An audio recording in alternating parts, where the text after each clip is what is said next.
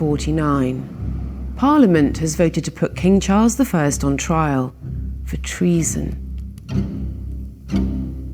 If he's found guilty, he'll be executed. Parliament are demanding that Charles be made to pay for his role in the conflict of the Civil War. But how will the people of England react when the news is made public? And how, exactly, do you put a king on trial? This confrontation comes after 7 years of civil war that has divided towns, friends, and even families. There is nothing civil about civil war. They have seen so much suffering and death and destruction. They've just had enough. I'm historian Lisa Hilton, and over 3 episodes I'm tracing, day by day, hour by hour, the 5 weeks that led to one of the most seismic moments in our constitutional history, the trial and death of King Charles I. No king in England had ever been put on trial for any charge, let alone treason. It was unprecedented. How did the nation effect this radical step, the reverberations of which are still felt, even to this day? What they did do changed English law and politics forever. Hidden within these weeks are the chance events, secret manipulations, and revolutionary actions which led to this ultimate decision. How did a country kill its king?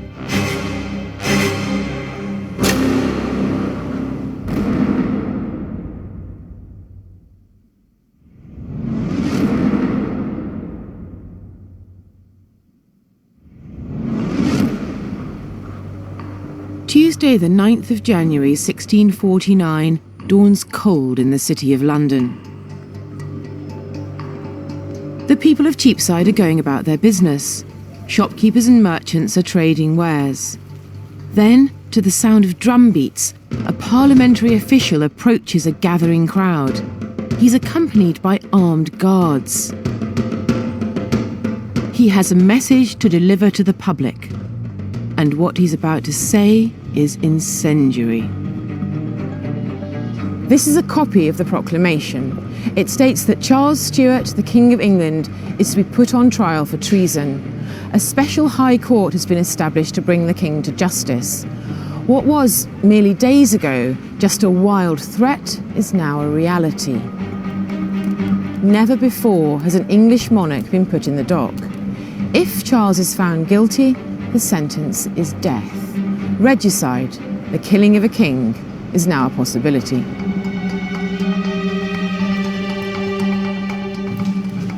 For centuries, the idea that kings and queens are anointed by God has been the very basis of monarchy.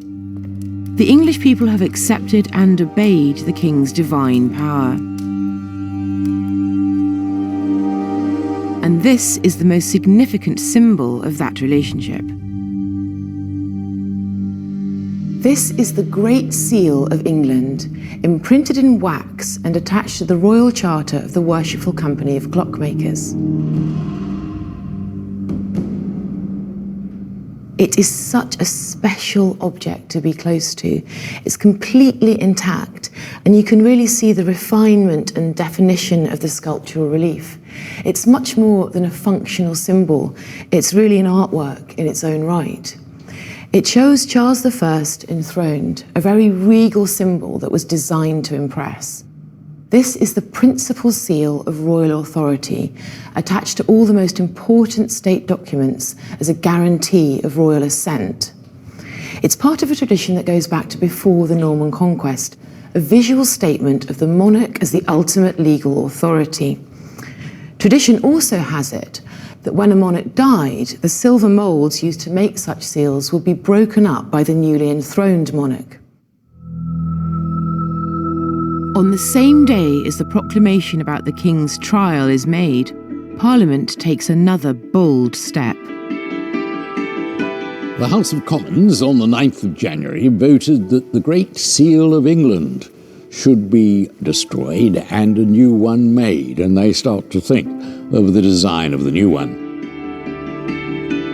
This is the Great Seal of the Commonwealth of England, attached to the Charter of the Worshipful Company of Frame Knitters. Only a fragment of the original survives, but in this replica you can see that it depicts the interior of the House of Commons. Instead of a king enthroned, it shows the Speaker in the chair. The smashing of Charles's seal is therefore a hugely symbolic act. No seal means no power over the people.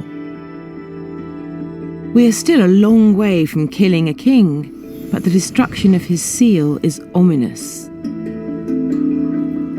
Cromwell has decided that Charles is a man of blood and has to be brought to account in some way. That doesn't mean for a moment that he thinks Charles should be executed. Cromwell is a conservative by nature. Whether or not Cromwell intends Charles to die, England is contemplating a future without a king. There's been no talk of choosing a relative, perhaps his youngest son, to rule in his stead. This is a significant silence. I think the monarchy is on trial at this point as well. It's not just Charles. And I think the army has convinced itself, or a lot of the army has convinced itself by 1649, that a republic is possible. I think it's definitely something which is there. It's definitely a possibility. And I think a lot of the army has already become convinced about it. There are some out-and-out Republicans who want to sort of throw a wrecking ball at the monarchy, but there aren't that many. I think most of them, it's about religion. It's about bringing the king to justice, and they see him as this man of blood. You know, they look at the Book of Numbers and they think that the soil has been defiled by blood, and that only by the blood of he that caused it, i.e. Charles, can they start to be cleansed, can they start to move on? And I think that's mainly the opinion rather than the Republic. They're not looking to destroy the monarchy. But where do the people, Charles's subjects, stand? As the proclamation is read out across London, news of the trial spreads throughout the city. It's on record that the crowds are without violence, injury, or affront. No cheers of support, no cries of protest. A strange neutrality prevails. What is certain is the public are worn down, exhausted and resentful after years of civil war. A foreign visitor comments that a people who've formerly been friendly and good-humoured are now melancholy, spiteful, as if bewitched. The day after the order is given to destroy the king's seal, the date of the trial is set for 10 days' time.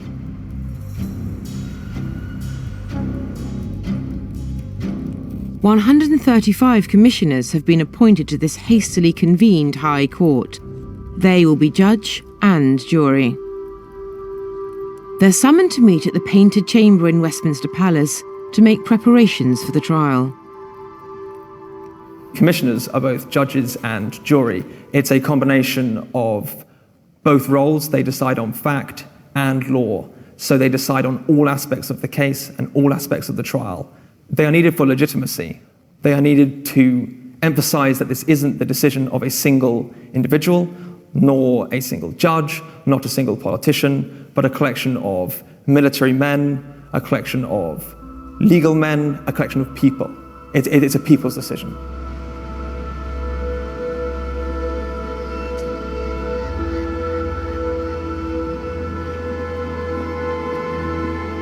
I've come to the National Archives to see a document which takes us behind the scenes during this unique moment in British history. The first and only time a king is put on trial.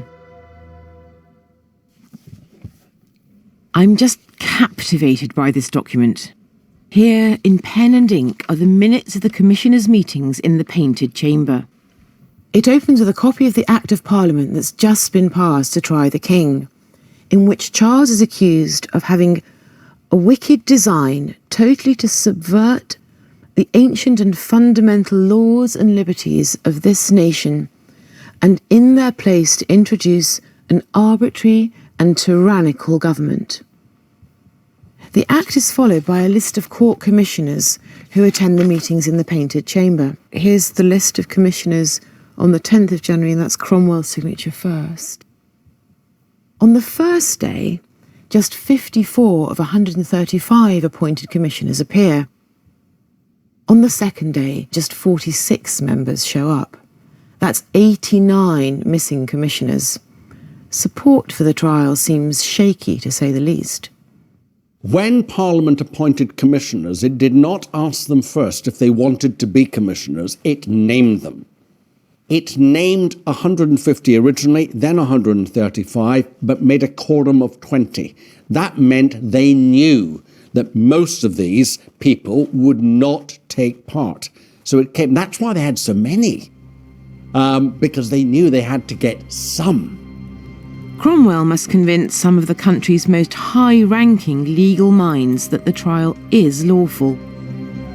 The doubters insist that neither Parliament nor the army have the authority to try the king.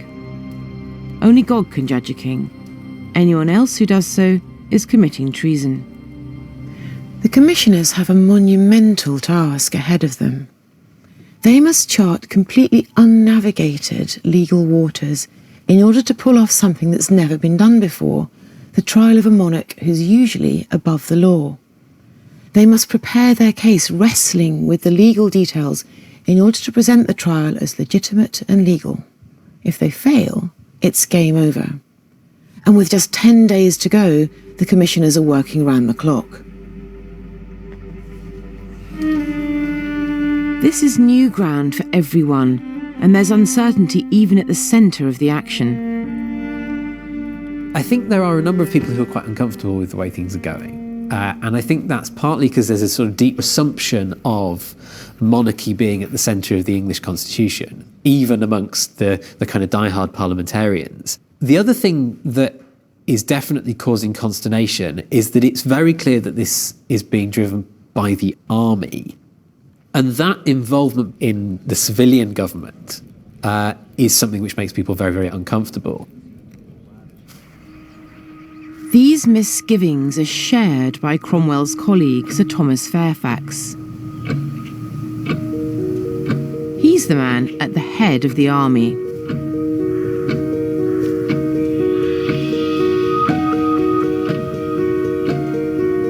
Sir Thomas Fairfax is a war hero, famed throughout the land as one of the most outstanding commanders of the Civil War. As Lord General of the New Model Army, he's led Parliament to many victories. He's been instrumental in defeating the Royalist forces and capturing the King. Now, the final battle of the Civil War is being fought out not in the field, but in the chambers and corridors of Whitehall. Fairfax has overseen Cromwell's rise within the New Model Army and counts him among his most trusted friends. And so what was Cromwell's personal relationship with Fairfax like? To begin with, extremely good. And there are lots of personal letters between them. And Cromwell always does the courtesy of handwriting them. By the middle of the 1640s, he's using secretaries, except when he writes to his family, immediate family, and when he writes to Fairfax, which I think is a sign of respect. Or intimacy, even. Even of intimacy. But as Cromwell's power increases, Fairfax becomes unnerved. We know he attends the first commissioners' meeting, but by January the 11th, he's notable by his absence. When it comes to the decision to put the king on trial, Fairfax is irresolute. It's not that he's opposed to it, he simply can't bring himself to really go through with it. And he withdraws from the trial. But of course, lots of people that have been Cromwell's close friends and allies through the 1640s are getting cold feet at that point. If Fairfax himself seems to lack resolution, his wife, Anne, is a force to be reckoned with. She had followed her husband into battle against the Royalists and had even been taken prisoner. She's fearless. At heart, they're both Presbyterians, moderate Puritans. They do desire spiritual reform, but not at the cost of the king's life. Fairfax's absence is a huge blow for Cromwell. I mean, personally as well as politically, they'd made a really good team. And it's obviously terrible for army morale if the head of the army is not seen to be supporting them. I don't think Fairfax has quite the providential mindset that Cromwell has, and he's not prepared to go through on the deal or no deal scenario that is ultimately the trial of Charles I. And he has almost nothing to do with it, and he washes his hands of it. Moderate Puritan MPs expelled from Parliament implore Fairfax to take action to stop the trial. This is a copy of a letter written to Fairfax by one of the excluded MPs, Ned Harley. In it, he condemns the army's actions and begs Fairfax to intervene. Their evils for want of your prohibition will become your guilt, he writes. He goes on, a general's words cannot be other than commands. Fairfax is their general after all, so why does he not command the army to stop the trial? Fairfax has serious clout. If he wanted to, he probably could have stopped this, possibly anyway, but it would have divided the army. And he loves his men. He commands real loyalty with them. They have fought under him, and he doesn't want to undermine them publicly. So, yes, Fairfax probably could have done more. He comes across as quite spineless, a bit of a Pontius Pilate, but I have quite a lot of sympathy for him. I think there's real anguish there.